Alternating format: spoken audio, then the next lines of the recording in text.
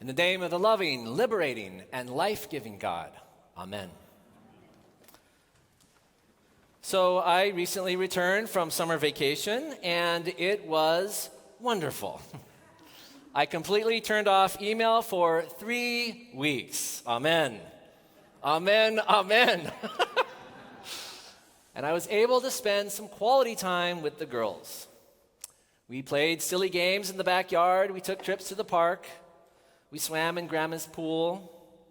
It was so nice to get some uninterrupted time with them. And there were more than a few times when I felt a little like Jesus in our gospel today. You see, over the course of 5 birthdays and 5 Christmases, our twin girls have amassed what I would describe as an ample collection of dolls and toys and stuffed animals, Barbies, you name it. And yet, somehow, despite an overwhelming abundance that is right under their nose, somehow, they always manage to end up fighting over the same doll. Which eventually leads them to me to ask to figure out who should get it. And I have to say, it's kind of hard to watch your kids fight. It's sort of heartbreaking to see them go from loving sisters who just moments earlier were laughing and singing and having a wonderful time to turning on a dime into hysterical Black Friday shoppers, locked in a tug-of-war over the last Cabbage Patch doll on Earth, it seems. I try to tell them, come on, guys, this is crazy. You have a whole room full of other dolls. Play with something different. I even get Buddhist on them. I say, Gianna, you're just causing your own suffering with all this attachment. Hello? I cite the Dalai Lama. I try to explain, Alina, the key to joy is not fighting over the things you don't have. It's about being thankful for the things you do have. I even summarize today's gospel of sorts and remind them that Jesus taught us over and over that happiness will never be found in possessions, but in relationships, with real people, like your sister. But it all falls on deaf ears, surprise, surprise. They don't want spiritual wisdom. They don't want universal truth. They want me to be the judge and decide who should get the doll. Okay, fine. Well, unlike Jesus, I don't have the presence of mind, so I decide who gets the doll. I put on my arbitrator hat, and I try to interrogate them and figure out, okay, who had the doll first?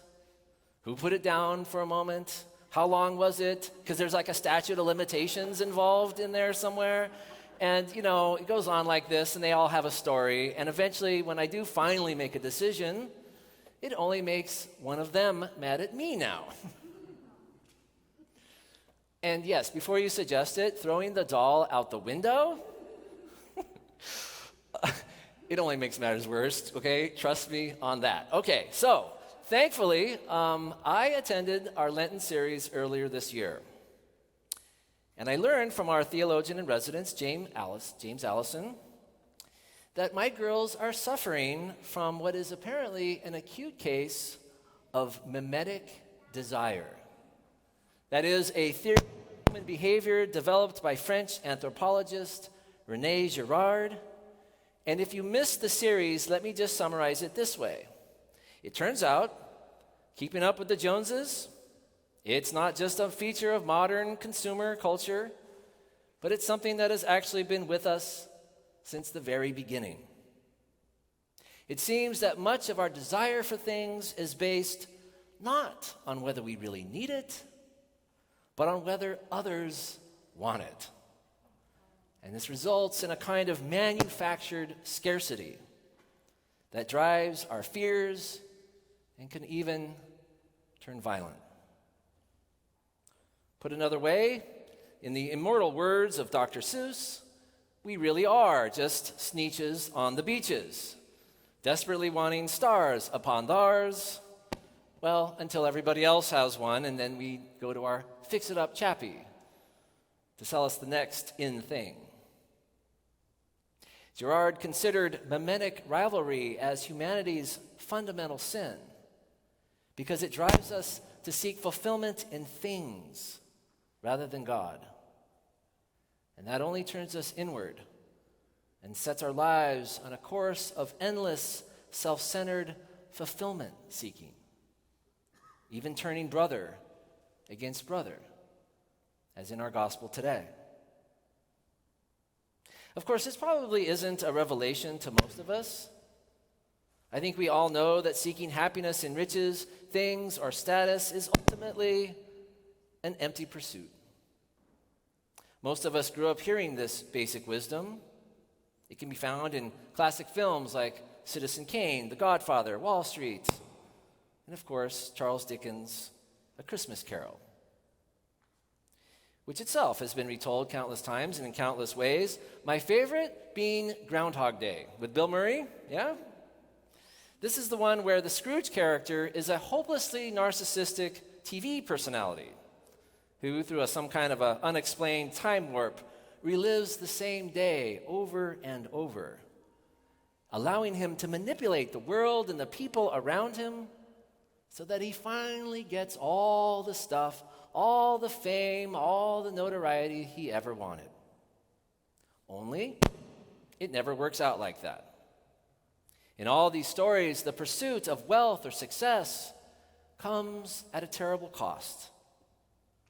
Rather than eat, drink, and be merry, our protagonists lose their families and drive away their friends and end up facing a lonely, desolate life. Outwardly successful, perhaps, but inwardly empty. So the question posed by our gospel today, it seems to me, is this. If we all know this already, if it's all been so well researched, if it's all been so embedded in our cultural and religious wisdom, why? Why do we still struggle with it? If it is all just vanity, why do we still chase after wind? Why are fights over money at the heart of most divorces? Why do we spend more time shopping than playing with our children? Why do we carry so much debt and so little savings? Why is the wealthiest country in the history of the world, who has put people on the moon, unable to afford basic shelter for God's people or health care for his children? And if you think money itself is the problem, look no further than the monastic communities, who, despite vows of poverty, giving up all their possessions, even they will get into fights over a missing book or a borrowed tea kettle or, whatever it is that monks fight over. And then, like my girls, they go running to the abbot to settle it. No, the best explanation for why we keep trying, despite knowing that money does not buy happiness, is that, well, sometimes it does. In the book, Your Money or Your Life, Vicki Robin and Joe Dominguez point to studies showing that when we are starting out in life and purchasing the basics, clothing, food, your first apartment, your first car, the more money we spend on things, the more money we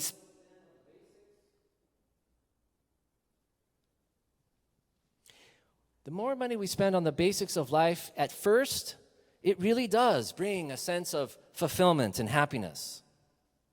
The problem comes as we continue in life and we head up the ladder of success and we continue accumulating more and more. And as we do, the fulfillment we receive, well, it starts to level off. And that kind of makes sense, right? The first pair of shoes, that has a lot more value to us than the 10th or the 20th, or come to my house sometime. But like most Americans, we keep going, and soon enough, we need bigger barns ourselves, filling our garages and our basements with more than just things that have become now clutter. The problem, they conclude, isn't that money never buys happiness. The real problem is knowing when to stop. The real problem is never stopping to ask ourselves, when is enough enough?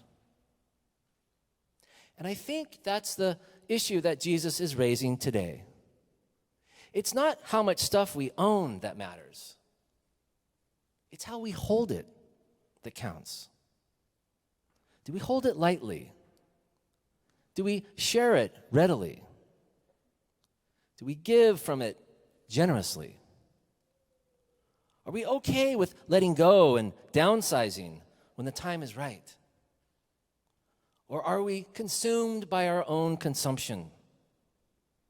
Do we confuse our identity with our things and hold them tightly, locking away our wealth and storing up our very lives? Jesus is inviting each of us to discern for ourselves, where are we in the pursuit of happiness? Are we letting money and success get in the way of our ability to give ourselves away? Are we still investing in things rather than relationships? Like my girls, the man in the crowd wants Jesus to settle a dispute between brothers, this time over an inheritance. And like a loving parent watching his children's fight, I know that this breaks his heart as well. Brother turning against brother over money. Turning what should be an occasion for remembrance and gratitude and celebration and stories into a moment of distrust and division. And so, more wisely than I, Jesus refuses to get dragged in and instead says, "Who made me your judge?" And yes, you heard that right. Jesus is not here to judge us.